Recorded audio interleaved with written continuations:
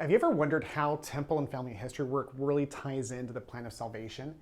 You know, there's so many moving pieces to our life here on earth, especially in this journey called returning back home to our Father, that oftentimes it can feel overwhelming, and everything that we know we should do kind of starts feeling like a checkbox of things to do. In this video, I'm going to share you a little bit of what I've learned recently about how temple and family history work ties in to our efforts into the big picture plan of our Father in heaven. Hi, and for meeting for the first time, my name is Will Humphreys, and here at Ties That Bind, we make videos that make temple and family history work easier. And in today's video, I'm going to focus on a little bit more what I believe to be the Lord's strategy in helping us help our brothers and sisters get back home.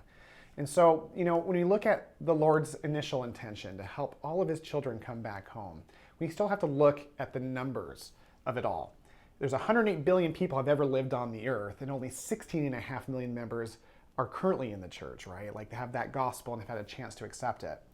Every year, the church grows only by 100 to 300,000 people.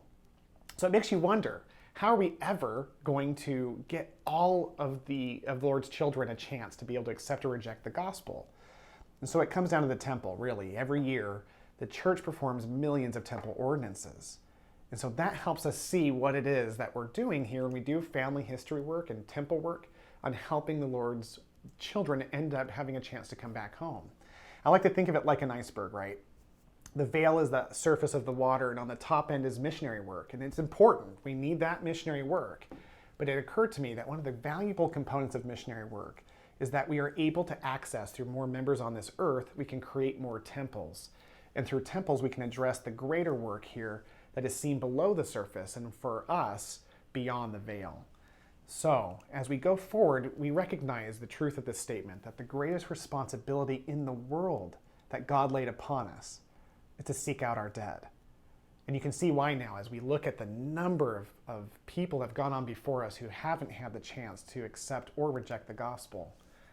And so this is something I think of every time I don't want to go, every time I don't want to look for names. I think about this quote from Lorenzo Snow. I believe there will be very few indeed of those spirits who will not gladly receive the gospel when it is carried to them. So as we think about that and we recognize that we have this ability to affect countless number of people who have accepted the gospel, very few aren't going to accept it. All they need is for us to go to the temple, to give them that chance to be able to officially go through the steps necessary to be able to return to our Father's presence. And in so doing, we get to be saviors on Zion, as they've said, that we have a chance to be able to be a tool in the Lord's hand in this great work and receive the blessings. So is there any other thoughts that you have on this topic? I'd love to hear them in the comments below. Otherwise, please make sure you like and subscribe to this channel if you'd like to see more videos on family and temple history. Otherwise, family and temple history, family history and temple work. Otherwise, we'll see you next time.